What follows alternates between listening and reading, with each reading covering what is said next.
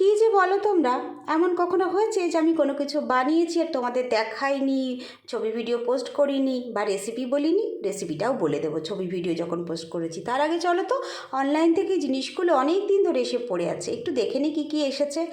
আমি জানো তো একই জিনিস দুটো অনলাইন প্ল্যাটফর্মে অর্ডার করে ফেলেছিলাম, তারপর আমি ক্যান্সেল করতে পারছিলাম না।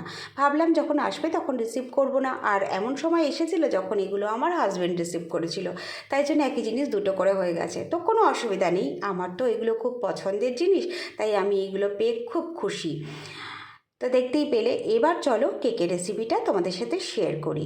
আমি এটা বানিয়েছিলাম গাজরের কেক, তাই জন্য আমি দুটো গাজর গ্রেট করে নিয়েছিলাম, আর 1 কাপ সুজি, 1 কাপ চিনি, 1 কাপ দুধ নিয়ে, গ্রেট করা গাজর নিয়ে সব একসঙ্গে ভালো করে মিক্সড করে নিয়েছিলাম, আর তার মধ্যে 1 চামচ ভিনিগার আর একটুখানি খাবার সোডা ভালো করে মিশিয়ে, এবার মাঝখানে ড্রাই ফ্রুটস দিয়ে দুবার করে ব্যাটারটা দিয়ে আমি কেকের বাটির মধ্যে প্রিপারেশনটা রেডি করে এই যে নুনের মধ্যে দিয়ে প্যানের মধ্যে বসিয়ে দিয়েছিলাম। ওই দেখো ক্যামেরার মধ্যে ছেলে হাত দিয়ে দিল।